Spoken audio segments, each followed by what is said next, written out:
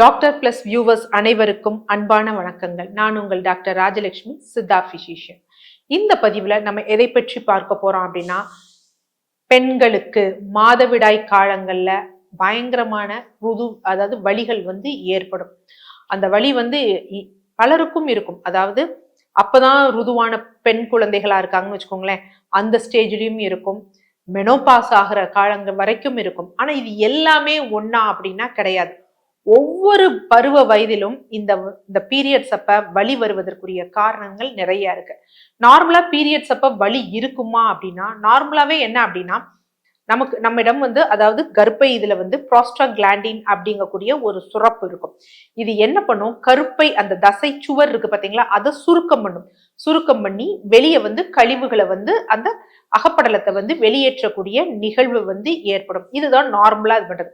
So இதோட இந்த ப்ரோஸ்டாகிளாண்டினோடது அதிகமாக இருந்ததுன்னு வச்சுக்கோங்களேன், இப்போ அதிகமாக சுருங்கி விரியும் பொழுது, சுருக்கங்களை ஏற்படுத்தும் பொழுது, ஒரு ஃபோர்ஸை ஏற்படுத்தும் பொழுது வலி அப்படிங்கிறது கொஞ்சம் ஜாஸ்தியாக இருக்கும். இந்த வலி என்ன அப்படின்னு பாத்தீங்கன்னா, சில சமயம் வாந்தி, அதுக்கப்புறமத்த குமட்டல், கழிச்சல், டயரியா போன்றவற்றை கூட ஏற்படுத்தும். நிறைய பேர் அதுவும் இந்த சின்ன வயசுல ருதுவாகிற பெண் குழந்தைகள் இருக்காங்க பாத்தீங்களா, அந்த குழந்தைகளுக்கு பீரியட்ஸ் வந்தாலே போதும், வாந்தி இருக்கும், குமட்டல் இருக்கும், அதுக்கப்புறம் கழிச்சல் போன்றவை இருக்கும். பெற்றோர்களுக்கு தெரியாது, என்ன காரணம்னே தெரியாது. ஓ, இந்த மாதிரி பீரியட்ஸ் வந்தாலே நம்ம பொண்ணு ரொம்ப துடிச்சு போயிடுறா, பெயினும் இருக்கு, பத்தாவதுக்கு இந்த பிரச்சனையும் இருக்கு, எதுவுமே சாப்பிட மாட்டேங்கிறா, சாப்பிட்டோடனே வாந்தி வருது அப்படின்னு நிறைய பேர் என்ன நினைப்பாங்க, இதுக்கு ஏதாவது வாந்திக்குரிய டானிக்கு, அதுக்கப்புறம் ஆன்டி அல்சர் மெடிசன்ஸ் இந்த மாதிரி போடுவாங்க. ஆனா தொந்தரவுகள் எதிலையும் இருக்காது. ஸோ இதுக்குரிய காரணம் இந்த ப்ரோஸ்டாகிளாண்டின் செக்ரீஷன்ஸ் அதிகமா இருக்கிறதுனாலதான். ஸோ பார்ப்போம் ஒவ்வொரு பருவ வயதினருக்கும் இது எப்படி ஏற்படுது அப்படின்னு, அதற்குரிய தீர்வு என்ன அப்படிங்கிறத பார்ப்போம். ஃபர்ஸ்ட், இப்ப ஏஜ் அட்டன் பண்ண புதிதில் பாத்தீங்கன்னா, இந்த பெண் குழந்தைகளுக்கு இப்படி இருக்கும். பீரியட்ஸ் வந்துருச்சுனாலே யூஸ்வலா எவ்வளவு நேரம் ஒரு அசௌகரியம் சில பேர் ஃபீல் பண்ணுவாங்க, இல்ல பெயின் இருக்கும். எவ்வளவு நேரம், ஒரு மணி நேரம், 2 மணி நேரம். ஆனா 7 மணி நேரத்துல இருந்து ஒரு 24 மணி நேரம், 48 மணி நேரம் தொடர்ந்து இருந்தது இந்த வயதுல அப்படின்னா கொஞ்சம் தீவிரமா தான் இருக்கு, ப்ரோஸ்டாகிளாண்டினோட செக்ரீஷன்ஸ் அதிகமா இருக்கு அப்படின்னு இருக்கும். என்ன காரணம்னா, இந்த நேரத்துல அந்த கருப்பை வாய் குறுகி இருக்கும். சோ அந்த கழிவுகள் வெளியே செல்ல ஏதுவா ரொம்ப ஈஸியா இல்லைங்கிறனால ரொம்ப அந்த யூட்ரஸ் ஒரு பம்ப் மாதிரி அதிகமா கான்ட்ராக்ஷன் பண்ணும். கான்ட்ராக்ஷன் பண்றதுனால அந்த வலி வேதனை அதிகமா இருக்கும். பக்கத்துல இருக்க உறுப்புகளையும் அது டிஸ்டர்ப் பண்றதுனால கழிச்சலை ஏற்படுத்தும், வாந்திய கொமட்டலை ஏற்படுத்தும். சோ இந்த மாதிரி சூழ்நிலையில அந்த பெண் குழந்தைகளுக்கு என்ன பண்ணணும் அப்படின்னா, நார்மலா அசோகப்பட்டை, நாட்டு மருந்து கடைகள்ல அசோகப்பட்டை கிடைக்கும். சோ இந்த அசோகப்பட்டையை நம்ம என்ன பண்ணணும் அப்படின்னா, இந்த எல்லா நாளுமே, அதாவது ஒரு 3 மாதங்களுக்கு அசோகப்பட்டை நல்லா இந்த கட்டை விரல் அளவு என்ன பண்ணிக்கணும்னா எடுத்துட்டு நல்லா நுணுக்கிட்டு 1 டம்ளர் தண்ணீர்ல ஊற போடணும். ஊற போட்டுட்டு மறுநாள் காலை என்ன பண்ணணும் அப்படின்னா, அதை நல்லா பாயில் பண்ணணும். பாயில் பண்ணி ஃபில்டர் பண்ணி குடிக்கணும். இதை டெய்லி ஃபாலோ பண்ணணும். ஆனா பீரியட்ஸ் அப்ப மற்றும் இதனுடன் என்ன சேர்த்துக்கணும் அப்படின்னா, வெந்தய தூள் இருக்கு பாத்தீங்களா, அந்த வெந்தய தூள் எடுத்துக்கணும். சோ இது அந்த சிவியரான கான்ட்ராக்ஷனை இது பண்ணும். அதே மாதிரி என்னன்னா, அந்த அழுக்குகள் வெளியே போகவும் ஹெல்ப் பண்ணும். அதே மாதிரி என்ன, மாதவிடாய் வருவதற்கு முன்னாடி, சோ மாதவிடாய் ரெகுலர் சைக்கிள்ஸ் இருந்ததுன்னா, மாதவிடாய் வருவதற்கு, அதாவது பீரியட்ஸ் ஆனதுல இருந்து ஒரு 14வது நாள்ல இருந்து பீரியட்ஸ் வர்ற வரைக்கும் தினமும் காலை என்ன பண்ணணும் அப்படின்னு பாத்தீங்கன்னா, வெந்தய கஞ்சி எடுத்துக்கணும். சோ வெந்தயம் நார்மலாவே பாத்தீங்கன்னா ஒரு பைட்டோஎஸ்ட்ரோஜன் இருக்கு. இன்னொன்னு நல்ல கூலண்ட். அப்ப அதை நம்ம எடுக்கும் பொழுது இடுப்பு கோடக்கூடிய ரத்த ஓட்டத்தை சீர் பண்ணும். சோ அந்த வெந்தய கஞ்சியை எடுக்கணும். இல்ல அப்படின்னா உளுந்தங்களிய காலையில சாப்பிடணும். சோ உளுந்து நார்மலாவே தசைகளுக்கு ரொம்ப நல்லது. சோ இந்த கருப்பை தசைகளுக்கு இது நல்ல ஒரு வலுவை கொடுத்து நல்ல ஈஸியா எக்ஸ்பேண்ட் பண்ணி கான்ட்ராக்ட் பண்ணது பண்ணும். கருப்பை அழுக்குகள் வெளியேற வசதியாக இருக்கும். இதை யாருக்கு பண்ணணும் அப்படின்னா, யூஸ்வலா அந்த ஆரம்ப ஸ்டேஜ்ல ஏஜ் அட்டன் பண்ணவங்களுக்கு. ஸோ இதை பண்ண என்னன்னா அவங்களுக்கு அந்த பீரியட்ஸ் பெயின் நார்மல் ஆயிடும். அடுத்தது ஒரு ஸ்டேஜ் இருக்கு. என்ன அப்படின்னு பாத்தீங்கன்னா இளம் வயதினர், இல்ல திருமணமான புதிதில் இருக்கவங்க. இங்க மேஜர் காஸ் வந்து என்னன்னா எண்டோமெட்ரியோசிஸ், அடினோமயோசிஸ். முன்னாடி எல்லாம் இந்த எண்டோமெட்ரியோசிஸும் அடினோமயோசிஸும் யாருக்கு இருந்ததுன்னா திருமணமாகி குழந்தை பெற்ற பெண்களுக்கு வந்து இருக்கும். அதாவது இந்த அகப்பை படலமானது கர்ப்பப்பையில இல்லாம கர்ப்பப்பை சுவருக்குள்ள பொதிந்திருக்குது, வேற எங்கேயாவது இருக்கும் பொழுது அங்கேயும் கான்ட்ராக்ஷன் ஏற்படும் பொழுது வலி இருக்கும்.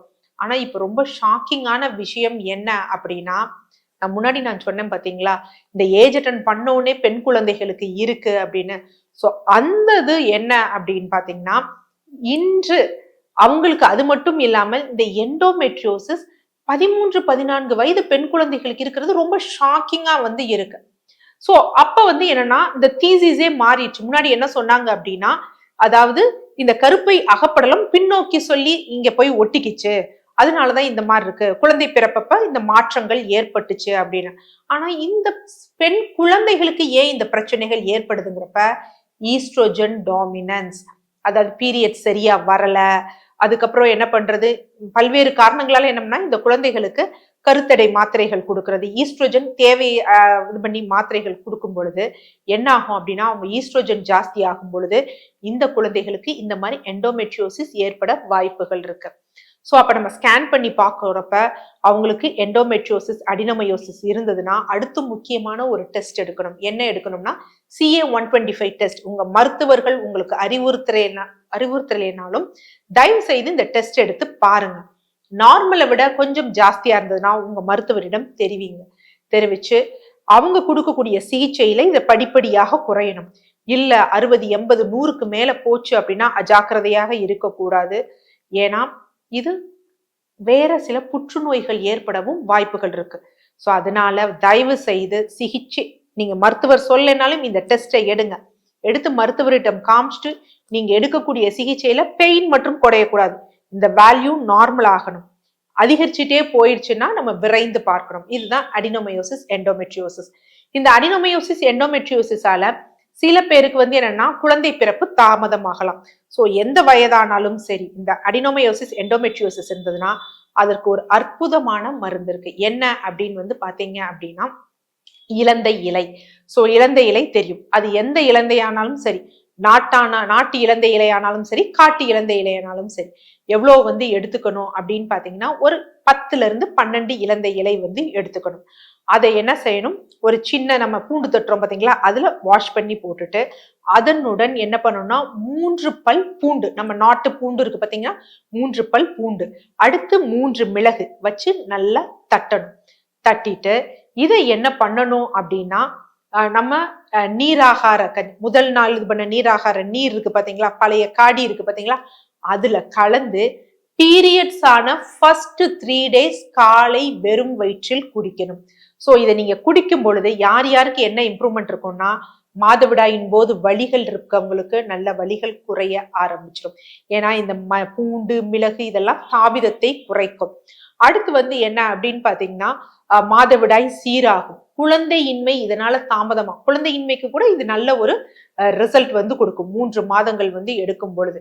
மூன்றாவது முக்கியமான விஷயம் என்னன்னா CA-125 ஆரம்ப காலகட்டத்துல இன்க்ரீஸ் ஆயிருந்ததுன்னா நீங்க என்ன ஹார்மோனல் சார்ந்த மருந்துகள் என்ன சிகிச்சை எடுத்தாலும் இதுவும் கூட சேர்த்து எடுக்கும் பொழுது உங்களுக்கு அந்த வேல்யூஸ் குறைந்து நார்மல் ஆவதற்கு கண்டிப்பாக வாய்ப்புகள் இருக்கு. ஸோ அடினோமயோசிஸ், எண்டோமெட்ரியோசிஸ் இருக்கவங்க இதை எடுங்க. அடுத்து 3வது காலகட்டத்துல, அதாவது மெனோபாஸ்ல இருக்கவங்களுக்கும் இந்த மாதிரி இருக்கும். ஆனா அவங்க பார்க்கணும் என்ன இருக்கு, அதனுடன் உதிரப்போக்கும் அதிகமாக இருந்ததுன்னா யூட்ரைன் ஃபைப்ராய்ட்ஸ் இருப்பதற்கு வாய்ப்புகள் வந்து இருக்கு. ஸோ ஃபைப்ராய்டு இருக்குது, அதாவது ஃபைப்ராய்டுங்கிறது நார்த்திசு கட்டிகள். ஸோ நார்த்திசு கட்டிகள்லயே 3 வகை இருக்கு. ஒன்று தசை நார்க்கட்டிகள் இருக்கு, மயோமான்ஸ் வந்து மியூரல்னு சொல்லுவாங்க. இது எப்படின்னா வயிற்றுல வந்து கர்ப்பப்பையில குழந்தை வளர்ற மாதிரி வளரும்.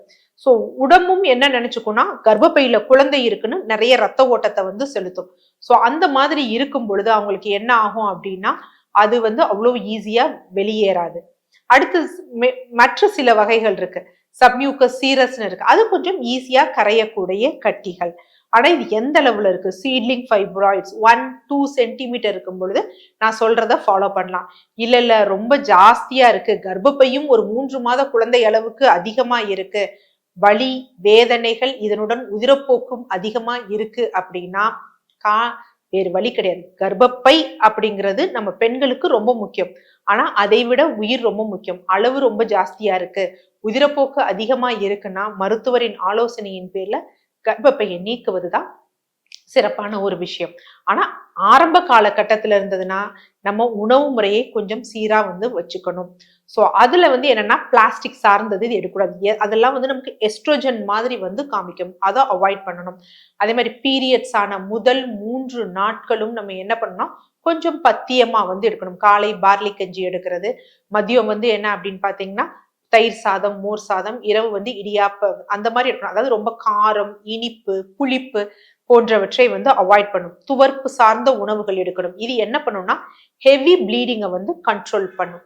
ஸோ இதனுடன் என்ன பண்ணணும்னா முதல் 3 நாட்களும் மலை வேப்பிலை. ஸோ மலை வேப்பிலையை என்ன பண்ணணும்னா நல்லா அரைச்சிட்டு ஆமணக்கு நெய் இருக்கு பாத்தீங்களா, அதனுடன் சேர்த்து ஆமணக்கு நெய் எவ்வளவு எடுத்துக்கலாம் அப்படின்னு பாத்தீங்கன்னா ஒரு 10 ml மருத்துவத்திற்கான ஆமணக்கு நெய்ல இத கலந்து 3 நாளும் வெறும் வயிற்றுல நம்ம குடிக்கணும்.